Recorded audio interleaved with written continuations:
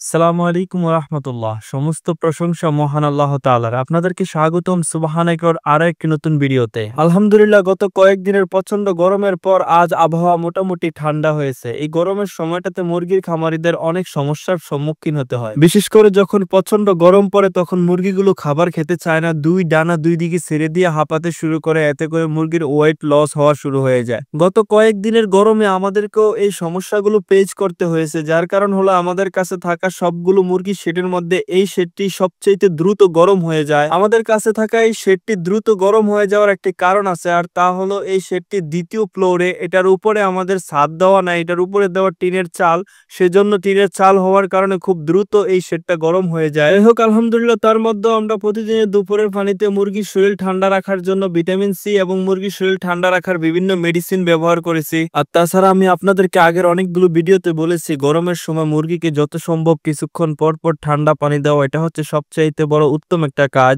সেগুলো আমরা করার চেষ্টা করেছি, কেননা গরম প্রচন্ড বেশি। আমরা তাই চেষ্টা করেছি কিছুক্ষণ পর পর মুরগিকে ঠান্ডা পানি দেওয়া এবং মুরগিগুলোকে এদিক সেদিক তাড়া করে দিয়ে ঠান্ডা পানি খাওয়ানোর চেষ্টা করেছি, যার কারণ এই গরমের সময় মুরগিগুলো এক জায়গায় দাঁড়িয়ে হাঁপাতে শুরু করে, আর হাঁপাতে হাঁপাতে একটা সময় এগুলির হিট স্ট্রোকে চলে আসে। যাই হোক, আলহামদুলিল্লাহ, দেখতে দেখতে আমরা আমাদের টাইগার মুরগির পানি দেওয়ার কাজ সম্পূর্ণ করে নিয়েছি, আর এখন আমরা চলে এসেছি আমাদের ইনকিউবেটরের কাছে। যার কারণ গত 18 দিন আগে ইনকিউবেটরের সেটআপে দেওয়া টাইগার ফ্যারেন্স মুরগির ডিমগুলো ইতিমধ্যেই সেটআপ কমপ্লিট হয়ে গেছে। আলহামদুলিল্লাহ, দেখতেই পাচ্ছেন আপনারা, সেটআপের মধ্যে থাকতে থাকতে বেশ কিছু ডিম থেকে বাচ্চা ফুটে বের হয়ে আসছে। এখন এগুলোকে আমাদেরকে খুব দ্রুত হ্যাচিং এর মধ্যে সাজিয়ে দিতে হবে। আল্লাহ তাআলার অসংখ্য শুকরিয়া। আপনারা অনেকেই জানেন আমাদের নিজস্ব খামারে তৈরি টাইগার এবং ব্রয়লার ফ্যারেন্স মুরগির ডিমগুলো আমরা ইনকিউবেটরে বসিয়ে থাকি বাচ্চা ফোটানোর জন্য। আলহামদুলিল্লাহ, নিজস্ব খামারের উৎপাদিত ডিম হওয়ার কারণে আমরা সবসময় সবচাইতে ভালো এবং বাচ্চা ফোটানোর জন্য সবচাইতে উপযোগী ডিমগুলোকে আমরা ইনকিউবেটরে বসাতে পারি, আর সেজন্যই আমাদের ইনকিউবেটরে বসানো ডিমগুলো হতে প্রায় ম্যাক্সিমাম বাচ্চা ফুটে বের হয়ে আসে আলহামদুলিল্লাহ। যাই হোক, দেখতে দেখতে আমাদের ইনকিউবেটরের সেটআপের ট্রেটা আমরা নিচে নামিয়ে নিয়েছি, সেখান থেকে ডিমগুলো একটা একটা করে বের করে আমরা হ্যাচিং এর ট্রে এর মধ্যে সাজিয়ে দিতেছিলাম। আশা করি আগামী 2-1 দিনের মধ্যে এখানকার সবগুলো ডিম থেকে বাচ্চা ফুটে বের হয়ে আসবে ইনশাআল্লাহ। আপনারা জানেন সবাই, আমি আপনাদেরকে আগের অনেকগুলো ভিডিওতে বলেছি আমরা ইনকিউবেটরের সেটআপের মধ্যে ডিমগুলো রেখে থাকি 18 দিন,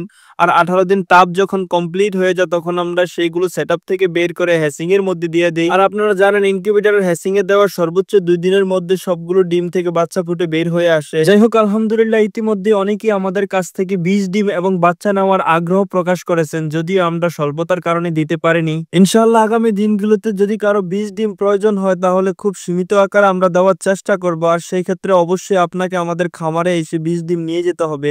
যার কারণ আপনি যখন খামারে আসবেন আপনার সবচাইতে বেশি লাভ হবে, আপনি দেখে শুনে সবচাইতে ভালো ডিমগুলোকে নিতে পারবেন। যাই হোক, আলহামদুলিল্লাহ, দেখতে দেখতে আমাদের ইনকিউবেটরের সেটআপ কমপ্লিট হওয়া সবগুলো ডিম একটা একটা করে আমরা হ্যাচিং এর মধ্যে দিয়ে দিয়েছি। আগামী 2-1 দিনের মধ্যে এই ডিমগুলো থেকে যখন বাচ্চা ফুটে বের হয়ে আসবে আমি আপনাদেরকে সেই বাচ্চাগুলো দেখানোর চেষ্টা করব ইনশাআল্লাহ। যাই হোক বন্ধুরা, আজ এই পর্যন্তই। কথা হবে আগামী ভিডিওতে অন্য কোনো বিষয় নিয়ে। সে পর্যন্ত আল্লাহ আপনাকে ভালো রাখুক। আমাদের জন্য দোয়া করবেন, আল্লাহ তাআলা যেন আমাদের ব্যবসা বারাকা দান করে। আসসালামু আলাইকুম ওয়া রাহমাতুল্লাহ।